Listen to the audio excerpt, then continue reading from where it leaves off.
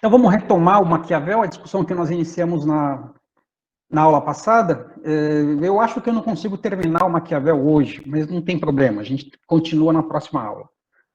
Na aula passada, eu basicamente tentei mostrar para vocês a diferença entre esses dois autores, né? Dois autores que foram ambos conselheiros de príncipe, né? Santo Tomás de Aquino, quer dizer, entre outras coisas, eles foram conselheiros de príncipe. O primeiro deles é Santo Tomás de Aquino e o nosso autor, Nicolau Maquiavel. Então, nós vimos na aula passada que Tomás de Aquino retratou o rei como, quer dizer, deu um retrato do rei como um rei cristão, quer dizer, então ele afirmava que se um rei quisesse conservar o seu reinado, ele deveria ser, sobretudo, amado, né, pelos seus súditos. Então, Tomás de Aquino, ele faz do amor, né, o alicerce, né, o fundamento do poder principesco. Então, para Tomás de Aquino, não é fácil perturbar aí o reino de um príncipe a quem o povo ama. E é por essa razão que Tomás de Aquino apresenta o amor como o melhor fundamento, como o fundamento mais sólido para o poder dos reis. Tá certo? E ele dizia também que o inverso é verdadeiro, ou seja, né, o reino dos maus reis, ou seja, o reino dos reis que são tiranos, esse reinado não pode durar. E não pode durar justamente porque os tiranos, eles não são amados. Os tiranos, eles são, ao contrário, odiados. Né? E sendo odiados, o reinado desses tiranos não pode durar. Tá certo? Então, ao contrário dos bons reis, né, os reis tiranos, eles não buscam ser amados por seus súditos, eles buscam ser temidos. Né? Mas o problema é que Tomás de Aquino, ele vai dizer o seguinte: quando nós comparamos o amor com o temor, com o medo, então o temor ele se apresenta como sendo um fundamento fraco para o poder político. Tá certo? Então, Tomás de Aquino vai dizer que, embora Deus tenha permitido que reis tiranos governassem, né, os homens para puni-los dos seus pecados, no entanto, é da vontade de Deus que, depois da violência desses reis tiranos, né, venha a paz, venha a tranquilidade, e aí, nesse momento, né, o tirano ele deverá ceder o seu lugar ao bom rei. Tá certo? Bom, Tomás de Aquino, ele pertence àquela tradição que eu apresentei para vocês na aula passada, chamada de Espelhos do Príncipe. Foi uma tradição que vigorou por quase toda a Idade Média. Então, na aula passada, eu disse que o principal objetivo, né, dessa tradição era fazer com que o governo do príncipe imitasse os grandes exemplos, né, de virtude que são encontrados na Bíblia. Não é isso? Então, o príncipe ele deveria imitar esses exemplos e deveria também refletir esses exemplos no seu comportamento. É como se o príncipe fosse um espelho. É um pouco essa a ideia. Então, quando os súditos olhassem para o príncipe, né, os súditos, por sua vez, viriam refletidos no comportamento do príncipe a imagem desses grandes exemplos da moralidade cristã. Quais exemplos? O exemplo, alguns que eu citei para vocês, foi a bondade de Davi, né, a piedade de Salomão, a sabedoria de Jó. Quer dizer, nessa tradição dos espelhos, a Bíblia, portanto, ela se torna um manual para o bom governo do príncipe. E, por sua vez, né, o governo do príncipe ele vai se tornar uma espécie de imitação, de reflexo dessas virtudes contidas na moralidade cristã. Bom, essa tradição, que vigorou por quase toda a Idade Média, ela foi justamente quebrada por Maquiavel. E isso para o escândalo geral. Não é isso? Quer dizer, Maquiavel, assim como Tomás de Aquino, ele também foi um conselheiro do príncipe. Maquiavel também, assim como Tomás de Aquino, está escrevendo um manual, né, um manual de como governar um reino. Agora, ao contrário de Tomás de Aquino, para Maquiavel, o príncipe, se ele for amado por seus súditos, tanto melhor. Tá certo? Agora, para Maquiavel, para conservar o seu reinado, é mais útil que o príncipe ele seja temido. Tá certo? Então, Maquiavel vai dizer que o amor ele até pode ser uma coisa boa, né, no campo da religião, né, nos assuntos religiosos, mas nos assuntos da política, se um príncipe tiver que escolher entre ser temido ou ser amado, é melhor que o príncipe escolha ser temido. Então, vejam, o escândalo, e foi um pouco isso que eu tentei dizer para vocês na aula passada, o escândalo consiste no fato de Maquiavel insistir que todos esses vícios que são condenados pela moral cristã, todos esses vícios, eles podem ter alguma utilidade política para o príncipe, né? Uma utilidade política na conservação do reinado, tá certo? Então, para salvar o reino, para salvar o seu trono, um príncipe ele poderá ser obrigado a agir contra a fé, por exemplo. A agir contra a piedade, a caridade, a bondade e até mesmo agir contra a religião. Então, vejam, o ponto de partida, né, comparando aí esses dois teóricos, né, enquanto o ponto de partida da tradição dos espelhos consiste, o ponto de partida dessa tradição está na moralidade cristã, o ponto de partida de Maquiavel, tá certo, está no fato de que o príncipe ele deve seguir a moralidade cristã, mas só quando isso for possível. Mas, em todo caso, vai haver necessidade de que o príncipe, vai haver circunstâncias em que o príncipe tenha que agir contra a moral cristã. Então, com Maquiavel, está nascendo aí uma separação entre moral e política, né, ou entre política e religião. Quer dizer, está nascendo o que hoje nós chamamos de Estado laico. Quer dizer, Maquiavel ele está dizendo para os seus contemporâneos e para nós, tá certo? Que a política ela possui a sua própria moral. Né, e é uma moral, vejam, que não se confunde e que não se assemelha com a moral cristã. Segundo a moral da política, por exemplo, um príncipe ele não deve necessariamente desviar daquilo que é considerado bom, tá certo? Mas um príncipe ele deve saber praticar o mal quando for necessário praticar o mal. Então essa é a moral da política que foi descoberta por Maquiavel, e essa moral ela se tornou a lógica de toda a política, de toda a nossa política moderna. Tá certo? Então, vejam, era inevitável que a partir dessa lógica apresentada por Maquiavel, ele ganhasse aí a reputação de um indivíduo diabólico, né? Especialmente entre os pensadores cristãos e especialmente naquele ambiente em que ele viveu, que era tomado pela moralidade cristã. Então, foi nesse momento, vejam, que nasceu aí o mito do maquiavelismo.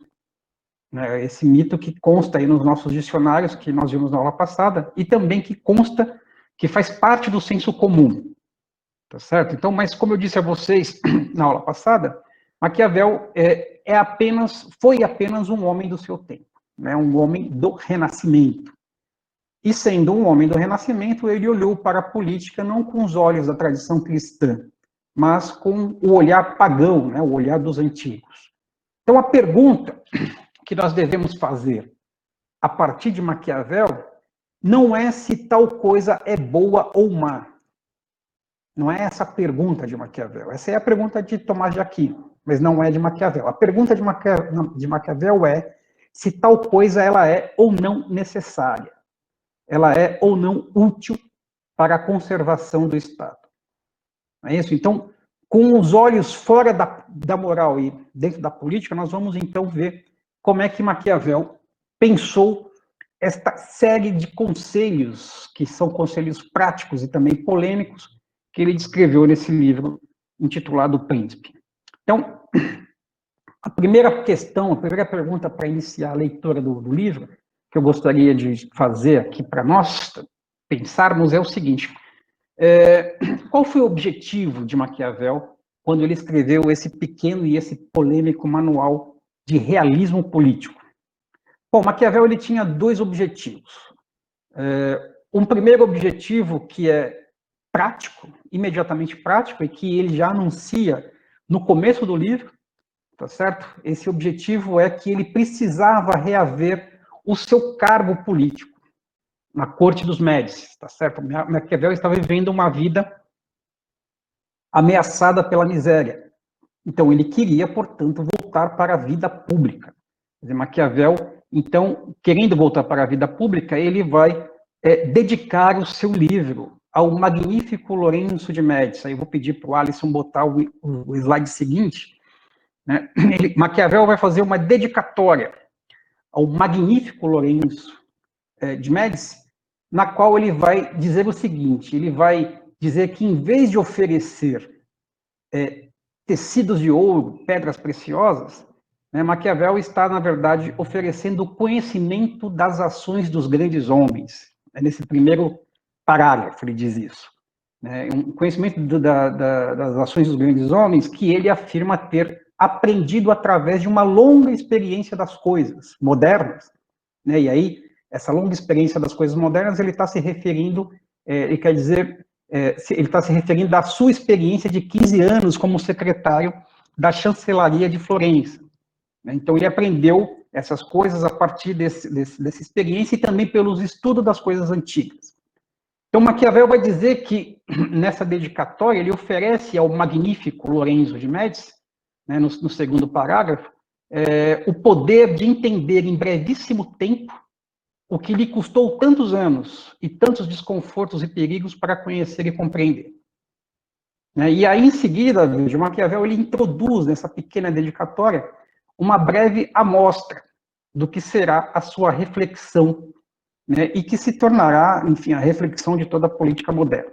Então, Maquiavel ele pede, no terceiro parágrafo, ele pede para que o magnífico Lorenzo de Médici não considere presunção que um homem como ele, tá certo? Um homem de tão baixa e de tão ínfima condição como ele, não considere presunção que um homem como ele ouse regular o governo dos príncipes. Então, Maquiavel diz a Lorenzo que ele não age com presunção, mas ele procede simplesmente como os grandes pintores da sua época, tá certo? Os grandes pintores renascentistas, que ele vai dizer que para desenhar a paisagem, esses grandes pintores se colocam embaixo, né, na planície, para observar a natureza dos montes e dos lugares elevados. E para examinar a forma dos lugares baixos, os pintores se colocam no alto, em cima dos morros. Então, ele está usando essa metáfora, tá certo, dos pintores renascentistas, para dizer que também, da mesma forma, para conhecer bem a natureza dos povos, é preciso ser príncipe. E para conhecer a natureza dos príncipes, é preciso ser povo. Tá certo? Então, Maquiavel está dizendo para o magnífico Lorenzo que a sua técnica é a mesma técnica dos artistas renascentistas. E o que o seu livro ele foi escrito utilizando a mesma técnica da pintura, ou seja, se para pintar as alturas o pintor deve olhar de baixo, e para pintar o que está abaixo o pintor deve olhar do alto, então o conhecimento da política, vejam, segundo Maquiavel, ele vai depender também dessa alternância de perspectiva, quer dizer, o príncipe ele deve olhar do alto do seu trono para os de abaixo, para poder, né, para ser capaz de conhecer os efeitos, né, das suas ações sobre os súditos. Então, Maquiavel está dizendo ao príncipe que a sua grandeza, né, a grandeza do príncipe, vai depender do príncipe saber previamente quais serão os efeitos do seu poder sobre esses a quem ele afeta. Tá certo? Isso é muito interessante, e é basicamente esta lógica, esta percepção que vai atravessar todo o livro de Maquiavel. Bom, mas Maquiavel termina aí a sua dedicatória ao magnífico Lorenzo de Médici, dizendo o seguinte: e se vossa magnificência, do ápice da sua altura, voltar alguma vez os olhos para esses baixos lugares, verá quão indignamente tenho suportado, ele, Maquiavel, uma grande e contínua maldade da fortuna. Vejam, portanto, que Maquiavel ele termina a sua dedicatória pedindo uma outra oportunidade para Lourenço, que naquela ocasião ainda não tinha sido nomeado governador de Florença, mas que tudo indicava que seria. Tá certo? Então, ele termina pedindo uma nova oportunidade para tentar reaver, né, o seu cargo na chancelaria de Florença. Então, esse foi o seu primeiro objetivo do livro, quer dizer, um objetivo imediato, pragmático. O segundo objetivo, ele é mais político, quer dizer, ele é mais, digamos, ele é mais, tem mais o sentido de um projeto político, quer dizer, esse pequeno manual de Maquiavel, ele destinou esse manual a um príncipe que deveria promover a unificação nacional da Itália, né, e com isso salvar a nação italiana da invasão estrangeira, tá certo? Por isso que Maquiavel ele termina esse seu pequeno manual com uma exortação pela libertação da Itália, tá certo? Bom, para a infelicidade de Maquiavel, nenhuma dessas duas coisas aconteceu, tá certo? Quer dizer, em vida, enquanto ele viveu, ele não viu nenhuma dessas coisas serem realizadas. Quer dizer, Maquiavel, ele não conseguiu de volta o seu emprego, ele não conseguiu reaver o seu cargo de secretário, e ele também não assistiu à unificação italiana, que era aquilo que ele desejava politicamente. Mas, enfim, ele não conseguiu nenhuma dessas duas coisas. Em todo caso, quando ele escreveu esse seu pequeno e esse maldito manual para os príncipes, Maquiavel, ele simplesmente revolucionou todo o pensamento político. Ele subtrai o pensamento político do peso da moral cristã com esse pequeno livro. Então, Maquiavel, ele funda a independência da política, e, portanto, ele dá nascimento ao que nós chamaríamos hoje de ciência política, quer dizer, uma ciência que vai ganhar autonomia, seja da religião, seja da moral, seja da filosofia. Ele é o primeiro pensador a fazer isso, tá certo? Ele dá a autonomia que hoje a ciência política possui. A separação, né, da religião, da moral e da filosofia. Bom, então vamos ao livro, tá certo? Eu vou apresentar para vocês um esquema de leitura, um pequeno esquema de leitura que nos ajuda a compreender o Príncipe. Então, eu vou pedir para o Alisson colocar aí. Do Príncipe, nesse livro, é um pequeno livro, é um livro bastante curto, considerado bastante curto, se vocês, sobretudo, se vocês compararem com os livros que nós vamos abordar em seguida, de Hobbes, de Locke, de Rousseau. O livro do Maquiavel é realmente pequeno, curto. Então, um esquema que nos ajuda a compreender esse livro é o seguinte: o livro ele pode ser dividido em 4 grandes temas. No primeiro tema, Maquiavel ele vai propor uma espécie de revisão dos tipos de principados. Ele vai fazer isso do capítulo 1 ao capítulo 11. Um segundo tema que é tratado no livro é o tema da importância das armas, que Maquiavel vai abordar esse tema do capítulo 12 ao capítulo 14.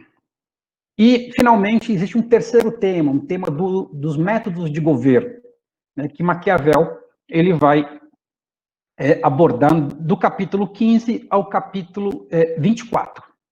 E, finalmente, um quarto e último tema, é o tema da teoria da ação política, né, ou o par virtu-fortuna, que Maquiavel trata no capítulo 25. Tá certo? Então, esses 4 temas nos ajudam a organizar, né, a nossa leitura do livro do Príncipe. Claro, vejam, é uma proposta de leitura, não é exato, tá certo? Na verdade, a importância das armas, ela aparece em vários locais do Príncipe, mesmo a teoria da ação política, né, esse par virtu-fortuna, ele aparece também em outros, no começo do livro, Maquiavel já aborda essa questão, né, então, não é que é absolutamente circunscrito nesses capítulos, mas, enfim, é aonde Maquiavel mais se dedica a esses temas, tá certo? Então, vamos começar com esse primeiro tema da revisão dos principados. Então, no primeiro capítulo, quer dizer, basicamente o início do livro, Maquiavel, ele começa dizendo o seguinte, vou pedir para o Alisson seguir com o próximo slide. Então, vamos ler o início do Príncipe. Maquiavel vai dizer o seguinte: todos os estados, todos os domínios que exerceram e exercem poder sobre os homens foram e são ou repúblicas ou principados. Os principados, eles são ou hereditários, ou seja, recebidos por herança, certo? Ou são novos, ou seja, são adquiridos pela conquista. E esses principados, ou seja, os principados novos, ou eles são totalmente novos, ou eles são membros acrescidos ao estado hereditário do príncipe que os adquire.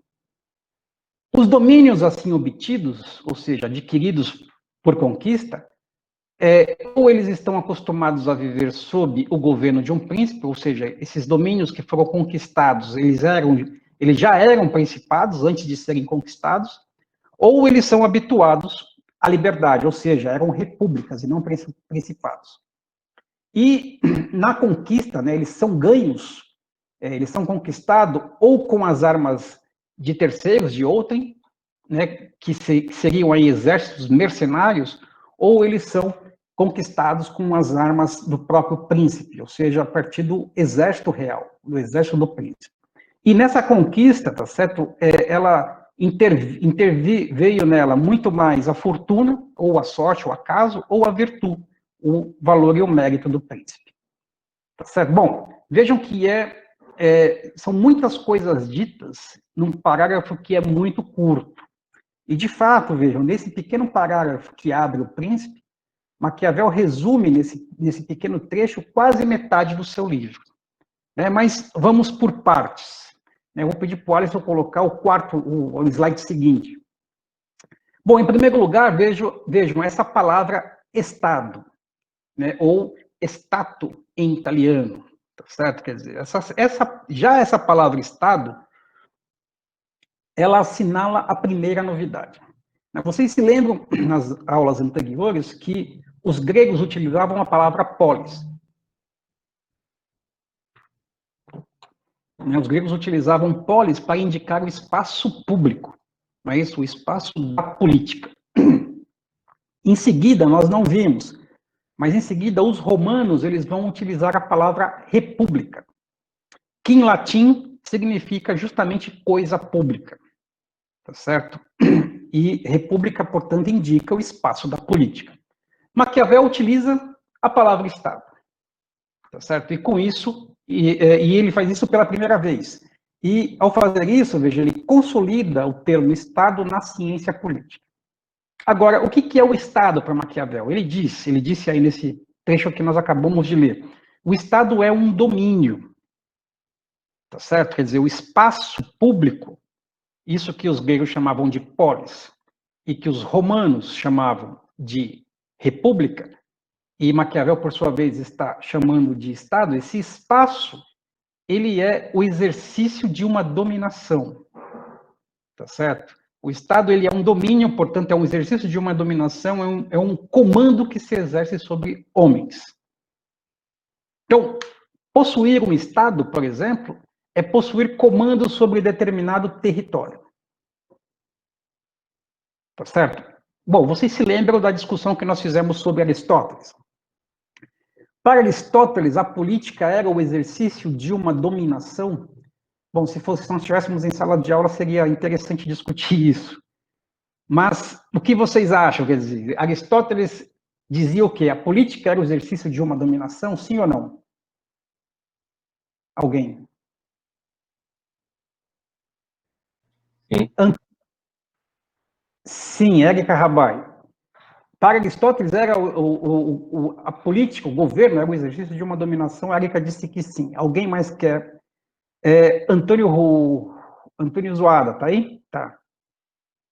Tô. Eita, eu lembrei agora que ele falava que dominação só era quando era injusto, não, que era justo, que acontecia com os escravos, né? E que não poderia ser usado ao mesmo tempo para política, né?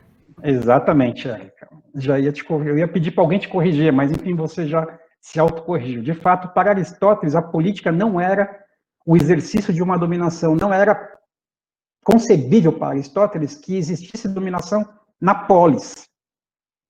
Tá certo? Por quê? Porque para Aristóteles, de uma maneira geral, para os gregos, tá certo? Quer dizer, o governo, isso que o Maquiavel está chamando de comando, de domínio, deveria estar baseado na amizade. Né? Vocês se lembram? Quer dizer, a amizade ela fazia com que aquele que governasse, que comandasse com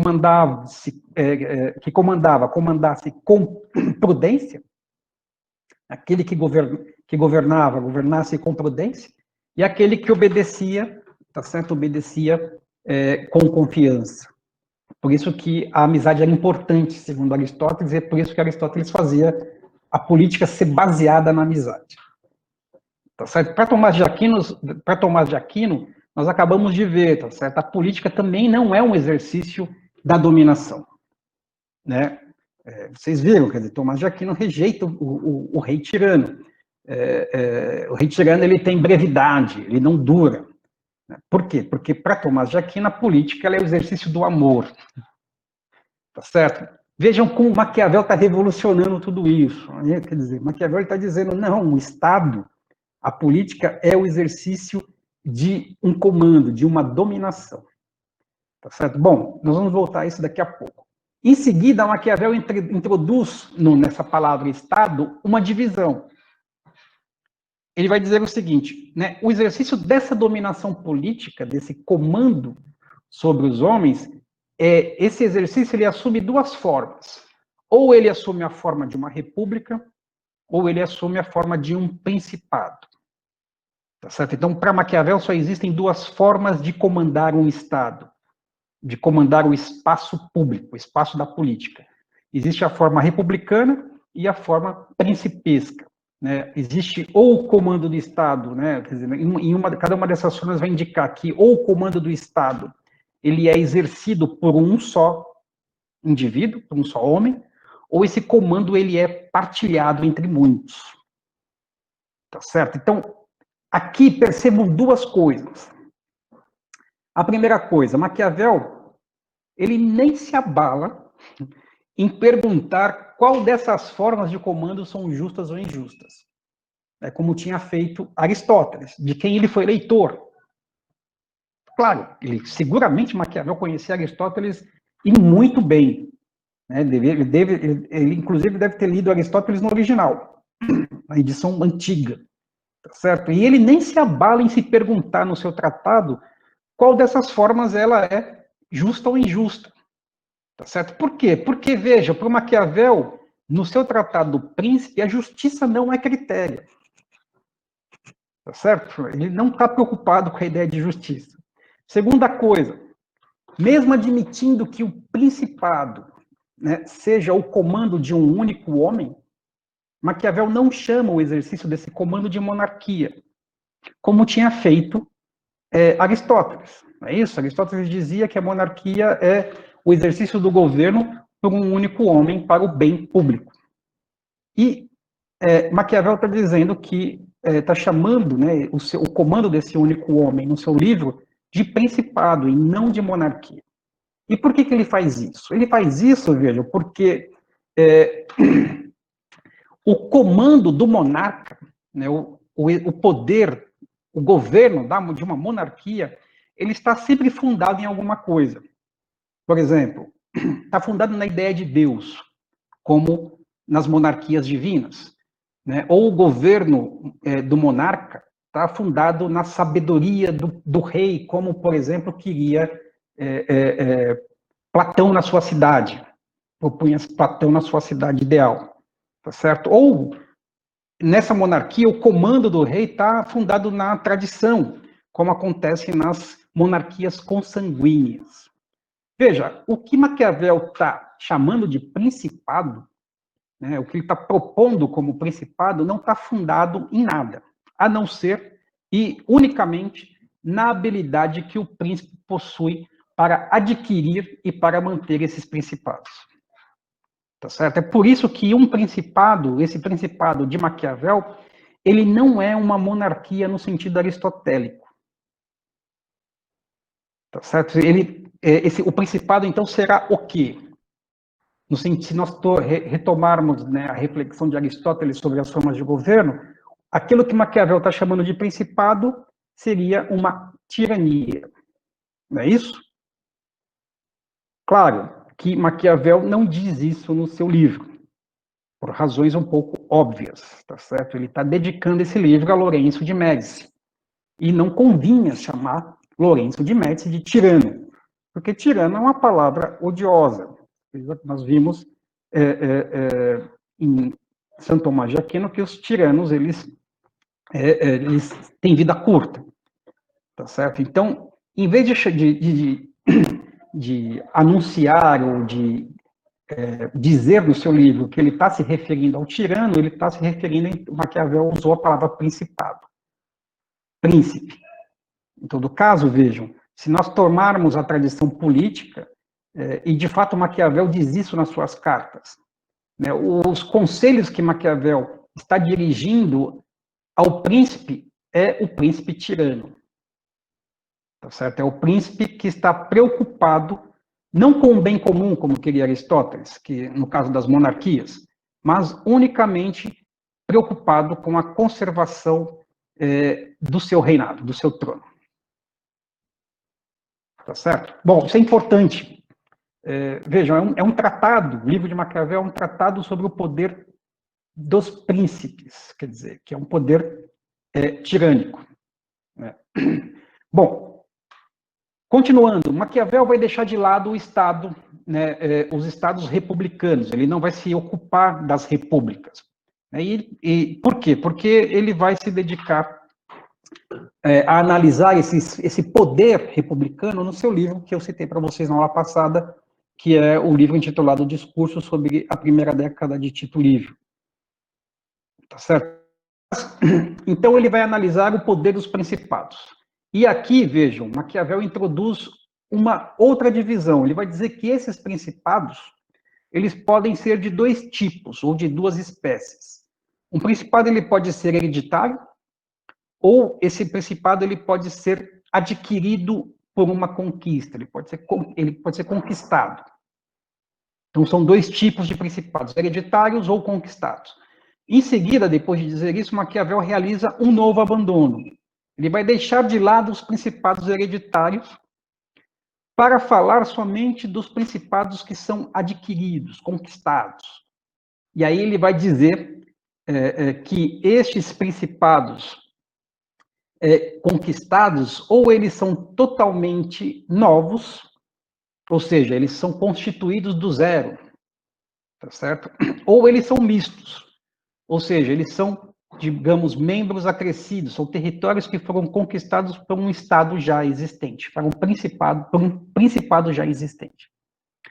Mas, logo depois de dizer isso, vejam, Maquiavel ele vai afirmar o seguinte, ele vai dizer, bom, pouco importa que esses principados sejam novos ou mistos. O fato é que esses principados, eles são sempre adquiridos pela força das armas.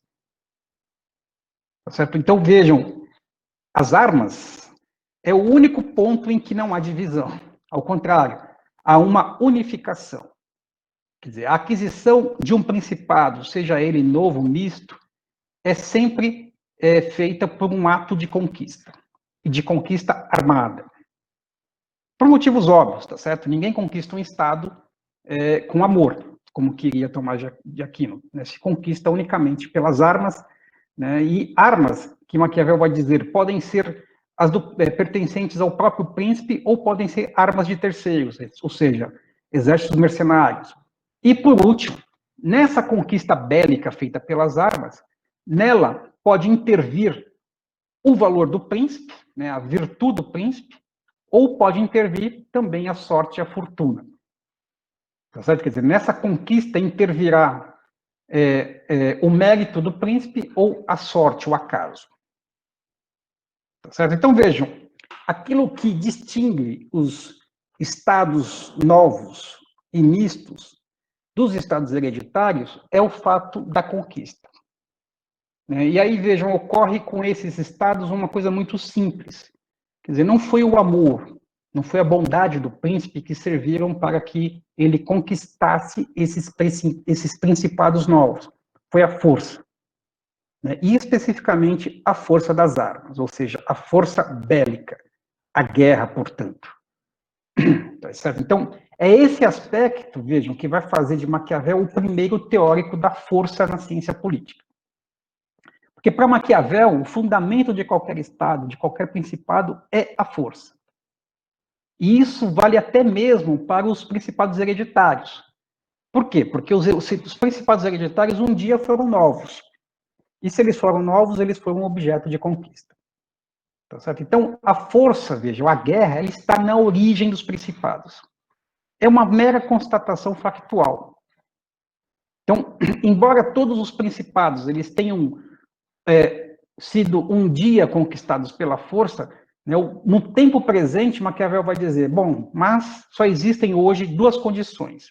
Ou os principados são antigos, são hereditários, ou eles são novos. Com relação aos principados hereditários, vejam, Maquiavel vai gastar pouquíssima tinta com eles. Ele vai dizer no capítulo 2º que as dificuldades de manter um principado hereditário são muito pequenas. O que precisa fazer? Quase nada, quer dizer, basta conservar a ordem estabelecida. Então, esses principados, eles têm poucos problemas, porque a obediência ao príncipe, né, já foi consolidada pelo tempo, pelo hábito. Tá certo? Então, a força do hábito apagou da memória dos súditos que um dia eles foram conquistados. Tá certo? O hábito deixou para trás, né, fez esquecer o barulho dos canhões. Tá certo? Então, a guerra ela foi esquecida. E é esse esquecimento que garante a estabilidade dos principados hereditários. Consequentemente, vejam, toda a análise do livro O Príncipe será focada nos principados novos. Tá certo? Quer dizer, né, nesses estados que foram conquistados recentemente pela força das armas. São esses principados que têm as maiores, as grandes dificuldades para serem conservados, para que o príncipe conserve neles o seu poder. Então, vamos ler o que Maquiavel diz no capítulo 3. Por favor, Alisson, passe o próximo slide. Maquiavel vai dizer o seguinte: é no principado novo que estão todas as dificuldades. E isso deriva do quê? Deriva dessa natural e dessa comum necessidade de ofender aqueles de quem nós nos tornamos príncipe novo. E ofender com o quê? Veja, ofender com homens de armas, ou seja, ofender com exército, né? E com outros muitos vexames que a nova aquisição exige. Nós passamos, então, a ter por inimigos todos aqueles a quem prejudicamos ao ocupar o principado. Certo? Então, Maquiavel está dizendo o seguinte: bom, é inevitável que o príncipe novo traga consigo as marcas da sua conquista. E quais são essas marcas da conquista? São as marcas da guerra, tá certo? Quer dizer, o príncipe novo, ele carrega consigo, com ele, a memória do sangue que foi derramado no campo de batalha. O príncipe novo, ele reativa o cheiro da pólvora, né? A memória do cheiro da pólvora que que se espalhou pelas ruas. O príncipe novo, ele traz a lembrança, né, a agonia daqueles que foram vencidos. Tá certo? Então, veja, esse é o problema dos principados novos. Eles possuem esse inconveniente de acionar na memória do súdito, né, todos esses atos que foram praticados pela força bélica do príncipe. Então, vejam, para Maquiavel, a força, ela possui ela é um fator decisivo na política. Então, e a força ela é um fator decisivo na política em dois sentidos. De um lado, vocês têm esse sentido de que da força das armas é que resulta o poder dos principados novos. É a força das armas que garante ao príncipe conservar a sua conquista. Mas, de outro lado, vejam, e esse é o grande problema, essa mesma força que funda o poder do príncipe, é ela também que vai constituir o principal inconveniente, né, a principal ameaça ao poder do príncipe. Porque o príncipe novo, ele vai se ver diante do seguinte dilema. Quer dizer, a força das armas que funda o seu poder essa mesma força que também vai ameaçar o seu poder. Vai ameaçar o seu poder na medida em que a força empregada na conquista, ela mancha o trono do príncipe de sangue. Não é isso? A força empregada na conquista, ela vai cobrir o reino de cadáveres. A força ela vai incendiar os campos, as pastagens. Né? A força ela vai aniquilar inocentes. Ela vai matar indiscriminadamente mulheres, velhos e crianças. Enfim. Então, a força ela destrói as cidades conquistadas. E ao fazer isso, veja, a força ela vai cobrir o príncipe conquistador de infâmia, de vergonha, pelos crimes que ele foi obrigado a cometer no momento em que ele teve que conquistar o seu novo trono. Tá certo? Então, o príncipe, ao fazer isso, Maquiavel diz, ele passa a ter por inimigos todos aqueles a quem ele prejudicou ao ocupar o principado. E esses inimigos não serão poucos. Tá certo? Então, O problema, percebam, é o uso excessivo da força.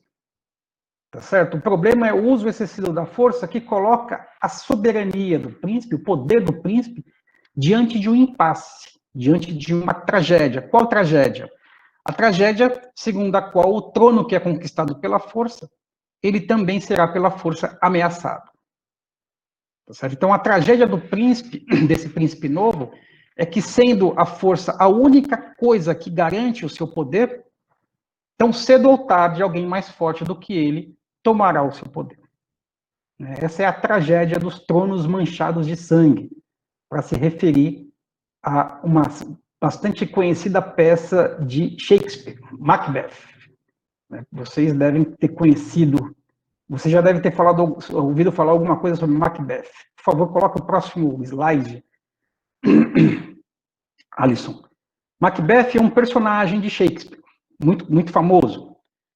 É um personagem de Shakespeare que se senta justamente num trono que foi manchado pelo sangue que ele próprio derramou ao conquistar esse trono. Tá certo? E aí a peça toda se desenrola nesta direção, quer dizer, a memória desse sangue derramado com as suas próprias mãos persegue e ameaça Macbeth. Então Macbeth ele vive aí uma vida de um rei atormentado, um rei angustiado por sua própria insegurança, temendo, né, que o mesmo que ele fez seja feito por um outro contra ele. Tá certo? Então, do alto do seu trono, Macbeth vai dizer o seguinte: ser rei assim é o mesmo que ser nada. Vejam só. É preciso reinar com segurança, porque a insegurança é o pior inimigo, porque jamais cansa. E depois de dizer isso foi um trechinho que eu tirei da peça de Macbeth. Quer dizer, depois de dizer isso, Macbeth enlouquece completamente, né, e perde o seu trono. Vejam, Shakespeare foi leitor de Maquiavel. E é por isso que Macbeth, essa tragédia, né, retrata essa tragédia de um rei que foi reduzido a nada por não ter sabido empregar corretamente a violência, a força. E aí, por não ter sabido empregar corretamente a violência, foi um rei que viveu aterrorizado pela violência desmedida que ele empregou. Tá certo? Em todo caso, vejam, essa insegurança do poder, essa instabilidade do poder do príncipe, que é provocada aí pelo fato da conquista, é isso que Maquiavel pretende evitar, a partir dessa série de conselhos práticos que ele descreveu no seu livro O Príncipe. Como é que ele faz isso? Vejam, se o problema está no uso desmedido da força, tá certo? Se o problema é esse, se o problema é este uso excessivo da força, logo então a solução será que é preciso saber usar a força. Tá certo? Então, Maquiavel ele vai propor no seu manual aí uma espécie de economia política da violência. É bem isso que ele faz. Então, no fundo, o problema é de saber como usar corretamente a violência. Quer dizer, como usar a violência com economia, ou seja, com controle, com moderação. E é a partir disso, veja, que Maquiavel vai descrever no seu livro uma série de precauções que deverão ser tomadas para a manutenção dos principados. Né? E o que é que ele vai recomendar? Coisas que são muito práticas, vocês vão ver, muito pragmáticas. Ele vai dizer que se o principado, por exemplo, possuir o mesmo idioma e os mesmos costumes, é mais fácil. Se um principado que foi recém-conquistado por um príncipe possuir o mesmo idioma e os mesmos costumes, é mais fácil mantê-lo. Tá certo? Então, o que o príncipe vai ter que fazer? Basta eliminar a estirpe do antigo príncipe e não alterar as leis e nem os impostos. Ou seja, basta matar toda a antiga linhagem real e não perturbar os novos súditos. Mas se o principado novo, se um principado recém-conquistado falar outro idioma e possuir outros costumes, né, fica mais difícil a situação do príncipe, tá certo?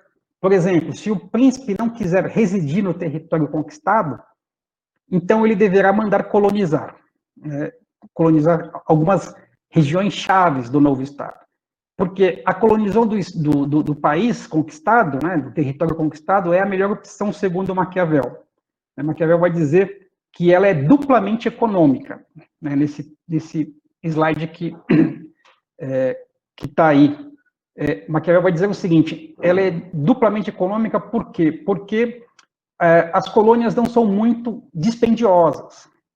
Então, com pequena ou com nenhuma despesa, o príncipe ele manda os colonos para os lugares designados e ali os conserva, tá certo? Então, vejam, a colonização ela permite o quê? Uma economia de riqueza, de dinheiro. Mas a colonização ela permite também uma economia de violência.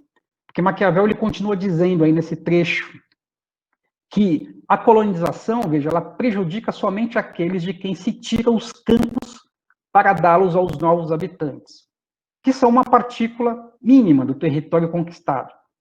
Então, esses que foram prejudicados, foram lesados, por ficarem dispersos e pobres, nunca poderão causar qualquer prejuízo ao príncipe. E aí a conclusão de Maquiavel é que essas colônias, elas nada custam, elas custam muito pouco, elas são mais fiéis e elas prejudicam menos, tá certo? Quer dizer, a violência empregada nelas é menor, tá certo? E os prejudicados, eles vão ficar reduzidos à pobreza e dispersos, e, portanto, eles estarão sem condições de criar dificuldades. Então, o que está por detrás desses conselhos? Né? O que está por detrás deles é uma economia da violência. Então, ainda nessa mesma página, né, Maquiavel vai dizer o seguinte, o próximo slide, Alisson, por favor. Ele vai dizer, note-se que os homens devem ser lisonjeados ou suprimidos, porque eles se vingam das ofensas leves, mas eles não podem fazer das graves. Por conseguinte, a ofensa que se faz ao homem deve ser de tal modo que o impossibilite de tirar desagravo. Ou seja, se tiver que ofender, ofenda-se, que a ofensa seja de tal modo que o ofendido não possa se vingar. Então, para o príncipe, às vezes, vai ser melhor matar o ofendido. Do contrário, ele vai se transformar num inimigo.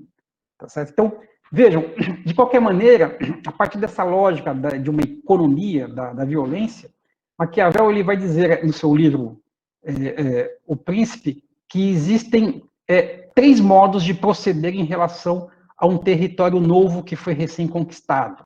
Por favor, Alisson, o próximo slide. Ele vai dizer o seguinte: quando se conquista um país acostumado a viver segundo as próprias leis e em liberdade, existem 3 maneiras de proceder para conservá-lo. Ou destruí-lo, tá certo? Arrasar com o território, ou morar nele, ou deixá-lo viver com as suas leis, porém exigindo-lhe aí um tributo e estabelecendo nele um governo de poucas pessoas que se mantenham fiel ao conquistador, ou seja, colonizá-lo. Tá certo? Essa é a estratégia da colonização. Quer dizer, Maquiavel, vocês viram, ele afirma que essa última opção, que é a colonização, ela é a mais econômica. E no duplo sentido, tá certo? No sentido financeiro, também no sentido da violência. Então, nesses conselhos, que são conselhos práticos, conselhos que são aí destinados a afastar os inconvenientes provocados pelo uso da força sobre os súditos, tá certo? Nesses conselhos, Maquiavel está propondo um uso racional da violência. Tá certo? Quer dizer, Maquiavel está propondo aí um controle da violência pelo príncipe. Tá? Em todo caso, veja, ele vai dizer, mesmo nesse uso racional da violência, diante dessas escolhas, o príncipe não pode vacilar. Tá certo? Por quê? Porque a conservação da sua conquista depende da firmeza de espírito em praticar tais ações. Não é isso? Então, dependerá inteiramente das habilidades do príncipe conservar a sua conquista. E é aqui, já no começo do livro, que Maquiavel ele introduz a importância do que ele chama virtude. Né? No próximo slide, Alisson, Maquiavel vai dizer o seguinte, nesses principados que são inteiramente novos, nesses onde há um novo príncipe, se encontra a dificuldade maior ou menor para mantê-los, conforme o príncipe tenha mais ou menos virtude. tá certo? Quer dizer, quanto mais o príncipe for firme nas suas decisões políticas, mais capaz ele será de conservar o Estado que ele recém conquistou. Isso porque em toda conquista política, Maquiavel vai dizer que intervém sempre ou virtude ou fortuna, né? Ou o mérito do príncipe ou a sorte, tá certo? E Maquiavel ele vai dizer que quem mais, na verdade não, que quem menos confia na sorte, por mais tempo reteve a sua conquista. Nós vamos voltar a esse tema, porque é um tema importante, da virtude e da fortuna, no final da aula, no final do livro, que é um dos últimos temas de Maquiavel. Bom, então, o último tipo de principado que Maquiavel descreve nesse tema, né, nessa tipologia dos principados que ele faz, o último tipo é o chamado principado civil. Quer dizer, vejam, é mais um conceito novo de Maquiavel. Quer dizer, até aquele momento ninguém havia ainda proposto esse termo, principado civil. E vejam, esse termo, ele depois, mais tarde, ele vai servir, ele vai se tornará a base para o nosso atual conceito de sociedade civil. Porque os dois termos, principado civil e sociedade civil, possuem essa ideia de um poder que nasce da sociedade civil. Então, o principado civil, ele tem essa ideia de que o poder principesco, o poder do príncipe, ele não nasce da conquista bélica, mas da sociedade, né, da sociedade formada pelos súditos. Tá certo? E aí, nesse caso, Maquiavel vai dizer o seguinte, o príncipe, em relação ao principado civil, ele não deve ter nem exclusivamente fortuna, nem exclusivamente virtude. Né? Ele deve, na verdade, combinar essas duas coisas para tentar alcançar o que Maquiavel chama no livro de astúcia afortunada. Como é que Maquiavel vai explicar isso? Maquiavel vai dizer o seguinte, Alisson, por favor, o próximo slide. Maquiavel vai dizer o seguinte, desculpe, Alisson, acho que você já tinha colocado, né? Acho que é o anterior mesmo. Exatamente. Em qualquer cidade, desculpe, em qualquer cidade, encontram-se duas forças que são contrárias, diz Maquiavel. Quer dizer, uma delas provém do povo que deseja não ser nem dominado, nem oprimido pelos grandes. E a outra força provém dos grandes e do desejo dos grandes em dominar e oprimir o povo. Então, Maquiavel vai dizer que dessas duas tendências que são opostas, surge nas cidades três coisas. Ou surge um principado, ou seja, uma tirania, tá certo?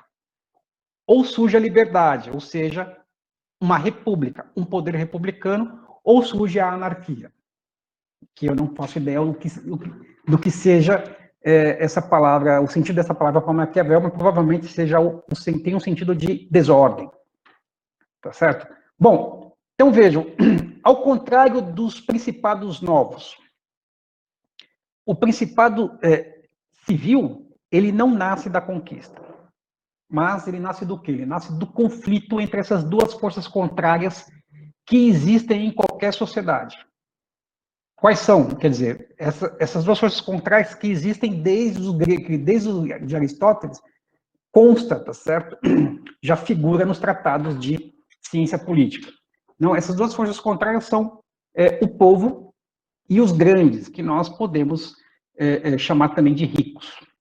Então, são duas forças que, segundo Maquiavel, entram em confronto. E nesse confronto, o príncipe civil emergirá. Ele vai surgir porque ele vai ser chamado por uma dessas forças ou para defender os grandes contra o povo, ou para defender o povo contra os grandes, segundo Maquiavel. E aí Maquiavel ele continua dizendo o seguinte, no próximo slide, Alisson, por favor. Ele vai dizer o principado que vai se originar da vontade do povo ou da dos grandes, conforme a oportunidade se apresente, é uma dessas categorias de indivíduos. Quer dizer, os grandes, certos de não poderem resistir ao povo, eles vão dar força a um dos seus e fazer dele um príncipe para que eles possam dar largas aos seus apetites. Já o povo, vendo que não pode fazer frente aos grandes, ele também vai proceder da mesma forma e vai dar poder a um dos seus para que ele seja príncipe e os proteja sob a sua autoridade.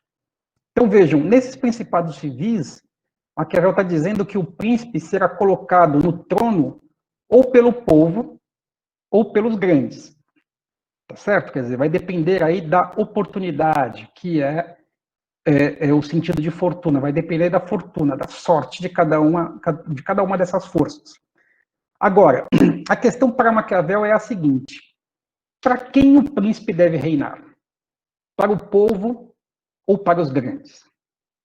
Tá certo? Vejam, não é porque o príncipe foi colocado no poder pelos grandes que ele deverá reinar para os grandes. E vice-versa. Não é porque o príncipe foi colocado no poder, no trono, pelo povo, que o príncipe deverá governar para o povo. O problema é mais complicado, vai dizer Maquiavel.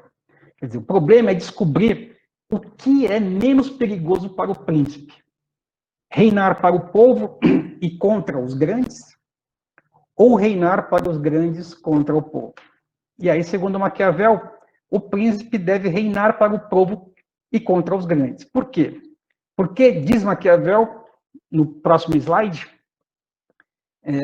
aquele que sobe ao poder com o favor popular não encontra em torno de si ninguém ou quase ninguém que não esteja disposto a obedecer. Então, vejam, mesmo nos casos em que o príncipe tenha sido que ele tenha conquistado, né, o seu poder, tenha sido colocado no trono pelos grandes, mesmo nesses casos, o príncipe ele deverá reinar para o povo e contra os grandes. Essa é a ideia, tá certo? Porque os grandes, eles sempre são perigosos para o príncipe. Maquiavel vai dizer que os grandes, eles vão sempre cobiçar o poder do príncipe. E o desejo dos grandes é sempre de oprimir. O povo é mais simplório, diz Maquiavel. O povo tende a ser honesto, mais honesto que os grandes, pelo menos. Por quê? Porque o povo tem apenas o desejo de não ser oprimido. Agora, sobretudo, o príncipe ele deve reinar para o povo, segundo Maquiavel, por uma questão de prudência. Porque diante de um povo hostil, o príncipe jamais vai se sentir em segurança. Por quê? Porque ele vai ter um inimigo muito numeroso. Então, entre escolher ter um inimigo muito numeroso, como é o povo, como poderia ser o povo, é preferível, então, ter por inimigo uma minoria de grandes. Por quê? Porque é mais fácil se livrar dos grandes. Tá certo? Além disso, veja, um príncipe ele sempre será obrigado a conviver com o mesmo povo. Quer dizer, o povo ele sempre será povo. Tá certo? Agora, isso não acontece com os poderosos do momento. Quer dizer, os poderosos, eles são sempre momentâneos. Quer dizer, o poder dos poderosos, ele pode ser confiscado pelo príncipe. Quer dizer, os títulos dos poderosos, as riquezas dos poderosos, as honras, elas podem ser confiscadas pelo príncipe. Então, é mais fácil conquistar as simpatias do povo, tá certo? Do que a simpatia dos poderosos. Basta proteger o povo para ganhar a sua simpatia. Então, a conclusão de Maquiavel é que depois de conquistar a confiança do povo, logo o príncipe ele deverá, então, manter a vigilância dessa minoria de grandes. O príncipe deverá vigiá-los como sendo seus inimigos declarados. Tá certo? Então, é assim que o príncipe ele deve proceder nesse tipo de principado civil. E aí, com esse último tipo de principado civil, nós terminamos, né, a revisão que Maquiavel propõe dos tipos existentes de principados. Então, nós vimos quantos tipos? Só para a gente resumir. Foram 4, tá certo? 4 tipos de principados. Existem os principados novos, existem os principados que são mistos, existem aqueles que são antigos, ou que Maquiavel chama de também hereditários. E existe esse quarto quarto tipo de principado que ele chamou de civil. Veja, para cada um desses principados exige um tipo de ação que é específica. Então, diante dos principados antigos, Maquiavel vai dizer que o príncipe não precisa fazer quase nada. Basta não alterar as leis. Diante dos principados mistos, o príncipe precisa fazer pouca coisa. Ele vai dizer, bom, basta eliminar a velha linhagem do antigo príncipe, né, eliminar a velha linhagem real e deixar os súditos em paz. E diante dos principados novos, o príncipe ele precisa fazer muita coisa, tá certo? Ele poderá fazer 3 coisas, segundo Maquiavel, diante de um principado totalmente novo. Ele deverá ou destruir esse principado, arrasar com o território, ou residir nesse principado, ou colonizá-lo. Nós vimos que a última opção é mais econômica. Já nos principados civis, o príncipe ele deverá reinar em nome do povo, reinar para o povo, e também vigiar os grandes. Tá certo? Então, é assim que Maquiavel propôs essa tipologia de principados. Bom, em seguida, então, nós vamos para esse tema, esse segundo tema que contém, que nos ajuda a compreender, tá certo, o livro do Maquiavel, que é a importância das armas. Veja, Maquiavel ele teve uma verdadeira obsessão por esse tema, né, pelo tema da guerra, porque Maquiavel ele também foi o autor de uma obra intitulada A Arte da Guerra, que ele escreveu em 1519. Ou seja, 4 anos apenas depois, não, 6 anos depois de escrever O Príncipe, né, em 1513. Mas no Príncipe, em 1513, o tema da guerra, né, o tema das armas, ele já aparece com uma importância extremamente grande. Então, o Maquiavel ele vai dizer o seguinte. Alisson, eu acho que é o slide anterior. Veja aí, por favor. Alisson? Pessoal, vocês estão me ouvindo ou congelou, só o Alisson congelou para mim? Tá tudo certo aqui. Eu acho que foi só o Alisson que congelou ali, né? E agora, como é que eu vou fazer com os slides?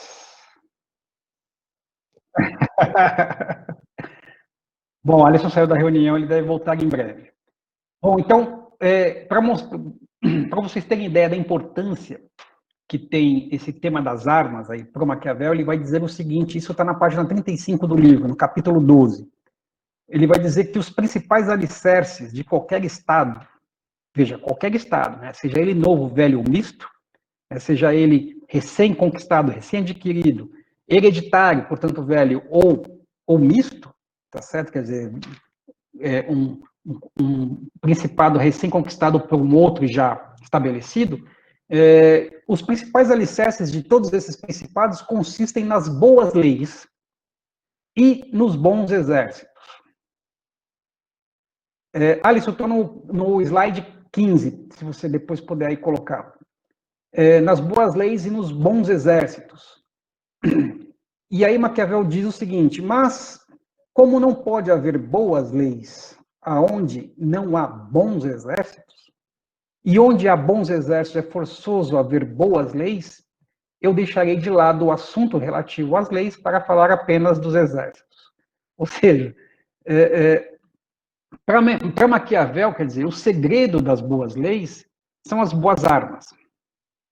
Então, sempre que as armas forem boas, as leis serão boas por extensão. Tá certo? Então, boas em que sentido? As leis serão boas em que sentido? Elas serão justas? Não. As leis serão eficazes. Tá certo? E uma lei eficaz, veja, é uma lei que é obedecida. Não é isso? É por isso que nos principados, sejam eles novos, velhos ou mistos, toda lei, para que ela seja obedecida, para que ela seja eficaz, precisa da força das armas. E por isso que Maquiavel vai dizer que antes de ser legislador, e até mesmo para poder ser legislador, o príncipe ele deve ser um general, ou seja, um guerreiro. Certo? Então, o exército, bom, além disso, né, o exército, para Maquiavel, ele não é simplesmente uma força técnica. Quer dizer, além de defender a supremacia das armas sobre a das leis, Maquiavel vai dizer também que o exército ele não é uma força técnica. Não é isso? Quer dizer, o exército não é uma força numérica. Quer dizer, não é uma força bruta. Para Maquiavel, o exército ele é, sobretudo, uma força política. Quer dizer, Maquiavel ele foi o primeiro teórico a perceber claramente, com muita clareza, a natureza política da guerra. Quer dizer, Maquiavel foi o primeiro a perceber que, no fundo da violência da guerra, reside uma dimensão política por excelência. Quer dizer, ele percebeu que, além de brutalidade, além de violência, há uma dimensão da guerra que que constitui toda a essência da política, e essa dimensão ela é a disciplina. Ele foi o primeiro a perceber isso. Tá certo? Quer dizer, uma guerra sem disciplina não é nada, porque a disciplina é o que garante a eficácia do exército. Tá certo? Então, Maquiavel ele foi o primeiro a visualizar, a perceber que a guerra exige um tipo especial de indivíduo chamado soldado. Né?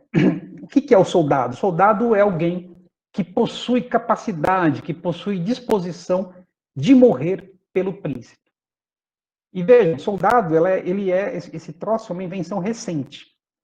O soldado nem sempre existiu. O soldado, na verdade, é uma invenção da nossa modernidade. Antes de existir essa figura do soldado, o que existiam eram tropas mercenárias, era a figura do mercenário. Mas o soldado, e isso Maquiavel está percebendo pela primeira vez, o soldado ele é muito diferente do mercenário. As tropas mercenárias, Maquiavel vai dizer que elas são perigosas para o príncipe.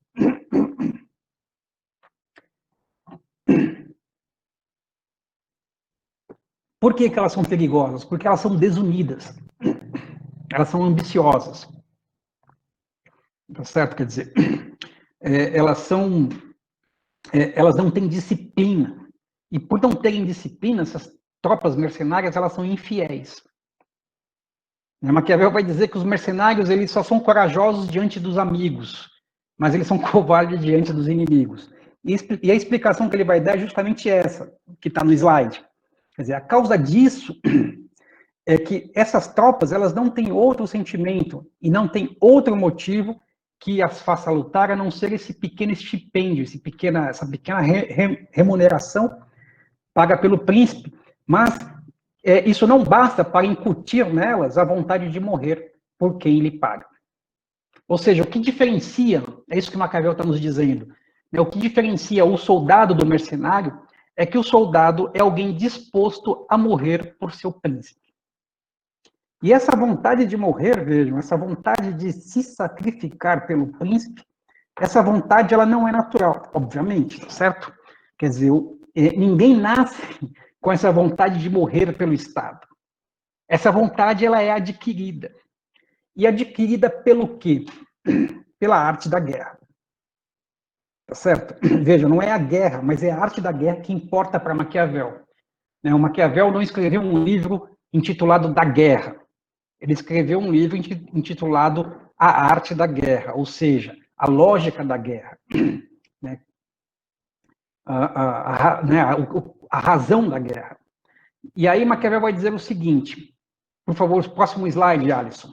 É por essa razão, é por isso que um príncipe ele não deve ter outro fito, outro pensamento, nem cultivar outra arte a não ser a arte da guerra. Juntamente com as regras e a disciplina que a guerra requer. Porque só esta arte se espera de quem manda. E ela é tão útil que, além de conservar o poder dos príncipes de nascimento, com frequência ela também eleva a tal altura simples cidadãos. eleva a tal altura simples cidadãos, quer dizer, transforma simples cidadãos em soldados, tá certo? Quer dizer, transforma simples cidadãos em pessoas que estão dispostas a morrer pelo Estado. E é por isso, vejam, que a arte da guerra ela não é simplesmente violência para Maquiavel, ela não é brutalidade, ela é, sobretudo, disciplina. É uma disciplina que Maquiavel já percebeu na sua época, né, uma disciplina que é capaz de fazer com que uma parcela da população aceite morrer pelo príncipe. Vejam, essa lógica ela é completamente nova para a época de Maquiavel. E ela foi até mesmo considerada revolucionária. Quer dizer, é uma lógica que inspirou os maiores líderes revolucionários da nossa modernidade. E isso de Napoleão a Lenin. Tá certo? Vejam, esse tema da guerra ele é tão importante para Maquiavel que ele retoma esse tema no capítulo 20, na página 41. Maquiavel vai dizer o seguinte, quer dizer, após conquistar um novo Estado, um príncipe ele não deve desarmar os seus novos súditos. Ao contrário, o príncipe deve armá-los. Ou seja, depois de vencer, né, os habitantes de um novo território, de um território conquistado, em vez de desarmar esses vencidos, o príncipe deve armá-los. Né? Porém, o príncipe deve armá-los, deixando claro que as armas não lhes pertencem, diz Maquiavel. O príncipe deve deixar claro que a esses súditos que essas armas que eles possuem em nome do príncipe. Esse raciocínio é completamente novo. Né? Maquiavel está dizendo que quando o príncipe fizer isso, né, o príncipe ele vai conquistar a fidelidade dos súditos, aqueles súditos considerados suspeitos, e vai converter em partidários aqueles súditos que se mostravam apenas submissos. Tá certo? Então, mais do que simples submisso, vejam, esse inimigo que foi vencido, né, esse súdito que era um inimigo vencido, ele vai se tornar, portanto, um soldado, ou seja, um defensor do poder do príncipe. Então, Maquiavel vai dizer no próximo slide, Alisson, por favor. Ele vai dizer o seguinte: sendo, porém, impossível armar todos os cidadãos, cumpre-nos favorecer aqueles que armamos, para podermos viver mais tranquilos em relação aos outros. A diversidade de tratamento gera gratidão dos primeiros, ou seja, daqueles que foram tornados soldados. E isso sem ofender os demais cidadãos, pois estes atribuirão esse tratamento desigual aos méritos e às obrigações perigosas dos soldados.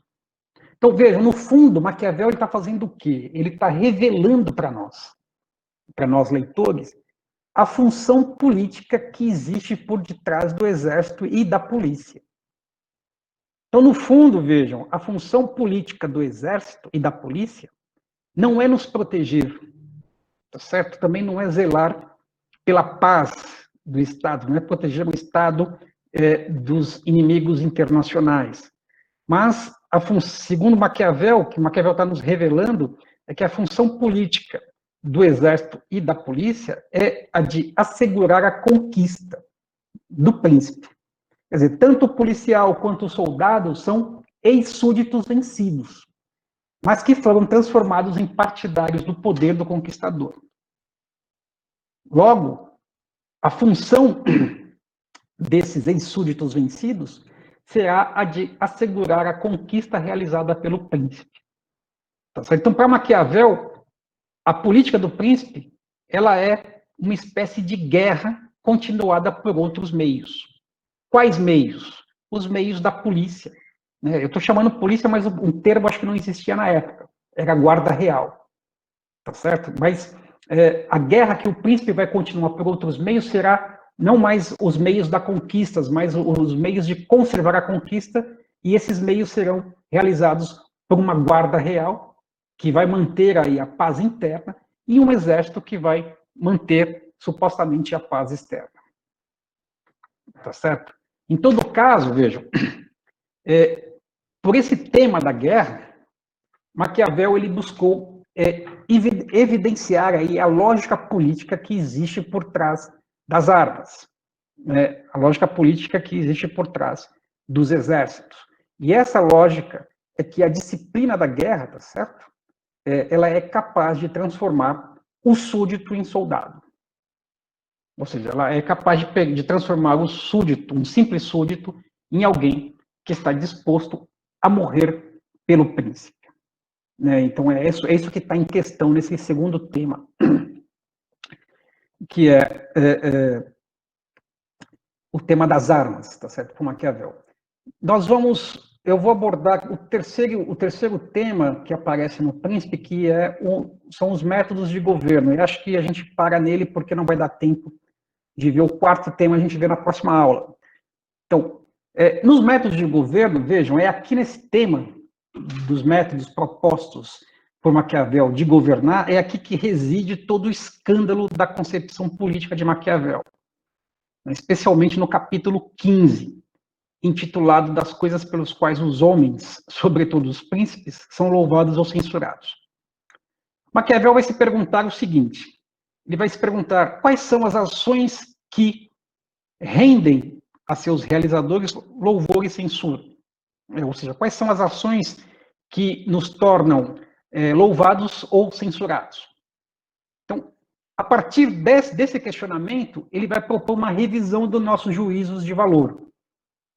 Tá certo? Mas isso sob uma outra ótica, né? Sob uma outra luz que não a ótica e a luz da moral cristã. Ele vai empregar, na verdade, então, a visão, uma outra visão, quer dizer, a visão que seria a nossa visão política, e não a visão que contida na tradição moral da sua época. E vejam, Maquiavel, ele mesmo sabia, ele tinha consciência que aquilo que ele ia dizer, ele iria provocar com isso um escândalo geral. Tanto que no começo desse capítulo, Maquiavel, ele vai dizer o seguinte, ele vai dizer, bom, eles seguramente vão me taxar aí, vão me censurar, vão me criticar por eu divergir das opiniões correntes, ele disse.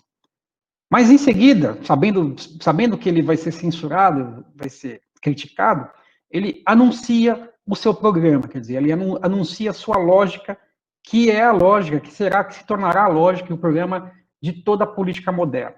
Ele vai dizer isso que está aí no slide, quer dizer, ele vai dizer o seguinte, em todo caso, embora eu seja censurado por divergir das opiniões correntes, em todo caso, sendo minha intenção escrever coisa útil para quem saiba entendê-la, julguei mais conveniente ir atrás da verdade efetiva, a verità effettuale, como dizem os italianos, ir atrás da verdade efetiva do que das suas aparências, como fizeram muitos imaginando repúblicas e principados que nunca se viram nem existiram. Então, entre como se vive e como se devia viver, há tamanha diferença que aquele que despreza o que se faz pelo que se deveria fazer trabalha para a sua própria ruína. Na verdade, quem num mundo cheio de perversos deseja seguir os ditames da bondade, caminhará para a própria perdição.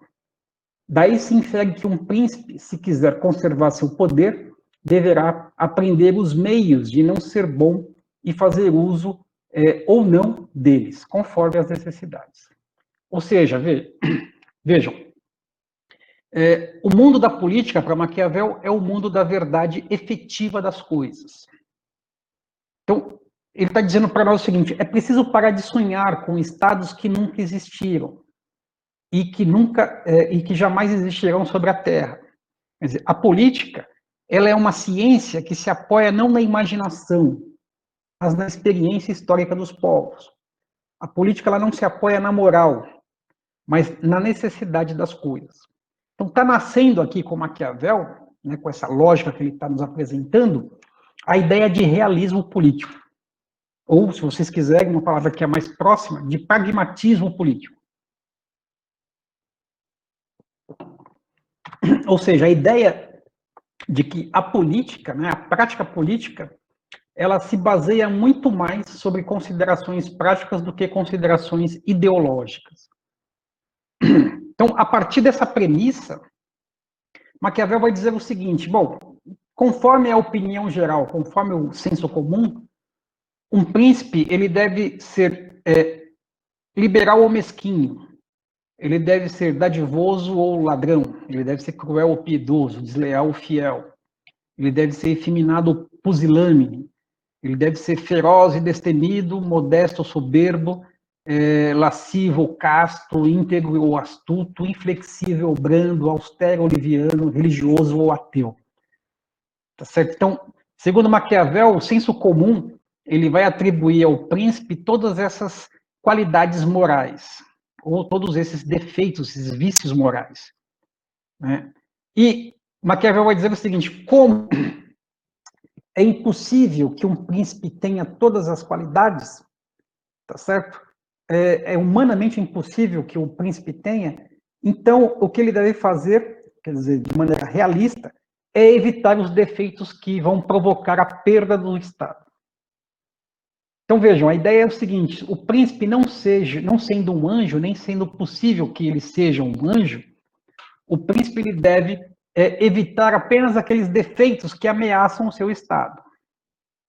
E somente aqueles que ameaçam, porque Maquiavel vai dizer o seguinte: o príncipe ele não deve temer praticar nenhum defeito, nenhum vício moral, toda vez que esse defeito, esse vício moral for indispensável para salvar o seu Estado. Tá certo? Então, vejam, essa lógica de Maquiavel, ela ficou erroneamente conhecida pela expressão os fins justificam os meios. Você já deve ter ouvido essa expressão em algum momento. Né? Por que essa lógica não é correta de ser atribuída a Maquiavel? Não é correta porque, vejam, quais são os fins que, segundo Maquiavel, justificam os meios? Não é todo fim, tá certo, que justificará qualquer meio de ação. Mas, para Maquiavel, são unicamente os fins politicamente elevados. Apenas os fins que são politicamente bons para justificar, que justificam os meios. E esses fins que são politicamente bons são aqueles dos quais depende a salvação do Estado, do reino. Então, é preciso separar duas coisas. Quer dizer, existem qualidades que são efetivamente consideradas virtuosas por todo mundo, tá certo? Mas existem qualidades que são virtuosas apenas para o príncipe. Existem as chamadas virtudes da moral religiosa, mas não necessariamente essas virtudes são boas para a política. Por exemplo, tá certo? Quer dizer, ninguém negaria que a generosidade é uma boa virtude. Tá certo? Quer dizer, é melhor para o Estado que todos os súditos sejam generosos. Mas Maquiavel vai dizer que se um príncipe for generoso, ele vai arruinar as finanças do seu Estado. E é por isso que é melhor para um príncipe que ele seja, em vez de generoso, que ele seja mesquinho. Então, é sempre bom que os súditos eles se amem entre si. É melhor que eles se amem entre si do que eles se odeiem, tá certo? Agora, é melhor para um príncipe ser temido do que amado. Porque, sendo temido, o príncipe ele será mais capaz de punir e de evitar os crimes. Então, é melhor, por exemplo, para toda a sociedade que os homens honrem com a palavra dada, tá certo? Que eles cumpram as suas promessas, né? Em vez de ficar praticando a mentira, o cinismo, tá certo? Mas o príncipe, ele vai se deparar com situações em que será preciso ser cínico para salvar o Estado. Vejam, para Maquiavel, o problema do príncipe não é praticar a maldade. O problema do príncipe é saber praticar a maldade quando for preciso praticar a maldade. Quer dizer, o problema não é mentir, mas é saber mentir. Tá certo? Não é ser avarento, mas é saber ser avarento. Tá certo? Então, para todos os vícios, Maquiavel vai dizer que existe, né, uma maneira de utilizá-los com utilidade. Para todos os vícios existe um modo de ser útil para o Estado e um modo de ser nocivo para o Estado. Então, cabe ao príncipe, esse é a grande inovação de Maquiavel, cabe ao príncipe saber para o Estado, para o seu Estado, qual é a melhor maneira de praticar os vícios. Tá certo? Então, essa é a lógica política de Maquiavel. É a partir dessa perspectiva que ele vai delinear a lógica que se tornou a própria lógica política do nosso tempo, da nossa política moderna. Então, eu vou pedir para o Alisson passar o próximo slide, Alisson. Maquiavel vai dizer o seguinte: saiba-se, ele está dizendo para nós, olha, vocês precisam saber que existem dois modos de combater, ou seja, existem dois modos de lutar pela manutenção do Estado, do Principado. Um modo é com as leis, o outro modo é com a força. Esse primeiro modo de combater com as leis, ele é próprio do homem, tá certo? Agora, o segundo modo é próprio dos animais.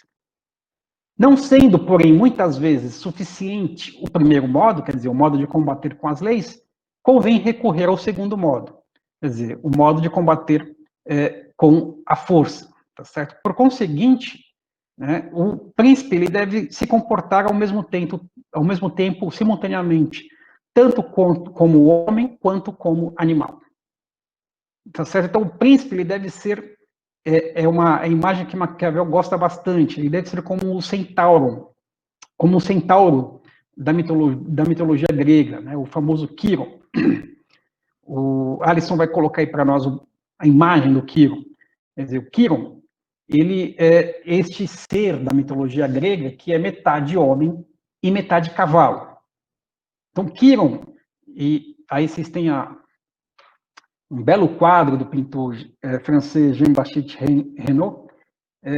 O Quiron diz à mitologia grega que ele foi um centauro extremamente sábio, e por isso que foi confiado ao Quiron a educação dos melhores guerreiros da Grécia Antiga, entre os quais Aquiles. O nome do quadro, da pintura, é justamente a educação de Aquiles. Tá certo? Então, Aquiles, vocês sabem, ele foi o grande herói da Guerra de Troia, né? E ele também é a principal personagem da Ilíada de Homero. E Aquiles ele foi educado na arte da guerra por Quiron. Vocês terem ideia da nobreza, né, da sabedoria desse centauro. E a sua nobreza e a sua sabedoria eram tamanhas que, após a sua morte, Zeus, não é isso? Quer dizer, o Deus Supremo dos gregos, Zeus homenageou Quiron, eternizando a sua imagem no céu sob a forma da constelação que hoje nós chamamos de Sagitário. Então, a nossa constelação de Sagitário tem a imagem de Quiron. Essa foi a homenagem de Zeus a Quiron. E Sagitário, portanto, se tornou um signo maquiavélico. Por favor, os sagitarianos não se ofendam, isso é um elogio, na verdade. Então, assim como o centauro, vejam, o príncipe de Maquiavel, ele deve ser esse ser meio homem, meio animal, né? Porque ele deve saber bem usar tanto das leis quanto das armas, tá certo? Quer dizer, agora vejam, não é qualquer animal, tá certo? Quer dizer, o príncipe ele deve imitar certos animais, ele deve imitar, sobretudo, segundo Maquiavel, o leão e a raposa, porque ele vai dizer nesse próximo slide que, tendo necessidade de proceder como um animal, deve um príncipe adotar a índole ao mesmo tempo do leão e da raposa. Porque o leão, ele não sabe fugir das armadilhas.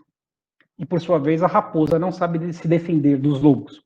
Então, cumpre ser raposa para conhecer as armadilhas e leão para amedrontar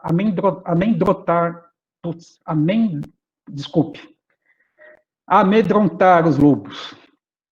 Maquiavel vai dizer que quem se contenta em ser apenas leão demonstra não conhecer o assunto, demonstra desconhecer a política, tá certo? Então, veja, o príncipe que apenas usar da força bruta, apenas usar da violência, não sabe fazer política, será um mau príncipe. Então, assim como na metáfora do centauro, né, o príncipe ele deve ser igualmente uma espécie, ele deve dosar, né, nessa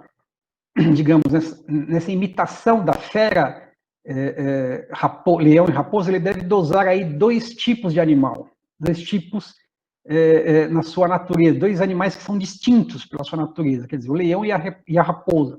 Consequentemente, Maquiavel está propondo a partir dessa metáfora, desse equilíbrio entre o leão e a raposa, ele está propondo, na verdade, não um emprego indiscriminado da violência, ao contrário, ele propõe uma economia da violência. Não é isso? Quer dizer, o emprego racional da violência, né, de tal modo que a violência ela se torne dissimulada. É essa lição que Maquiavel está ensinando para a nossa experiência política moderna. É por isso que ele vai dizer que a raposa ela tem tanta importância. Ele vai dizer no próximo slide, Alisson, aquele que na história melhor soube imitar a raposa, mais proveito tirou. Tá certo? É preciso mascarar bem esta índole astuciosa e ser grande dissimulador. Quer dizer, os homens eles são tão simplórios, eles obedecem de tal forma que aquele que engana encontrará sempre quem se deixe enganar. Tá certo? Então, vejam, a dissimulação, ela se tornou, portanto, uma das principais artes da política. Daí a importância da índole da raposa. A dissimulação ela é necessária para que o príncipe ele haja desonestamente, porém parecendo honesto. A dissimulação é importante para que o príncipe ele pratique a avareza, mesmo se mostrando generoso. Tá certo? O Maquiavel vai dizer que não é necessário um príncipe ter todas as qualidades. Tá certo? Agora, é indispensável que um príncipe pareça ter todas as qualidades. Mais do que isso, Maquiavel vai dizer o seguinte: se um príncipe tivesse todas as qualidades morais, e se ele as praticasse, ele provocaria a sua própria ruína. Agora, não tendo as qualidades morais, todas as qualidades morais, porque é impossível tê-las, mas parecer que as tem, o príncipe vai produzir benefício para o seu próprio Estado. Tá certo? Então, o que importa não é ser, é parecer. Tá certo? Eu acho que eu vou parar por aqui, nesse ponto do ser parecer.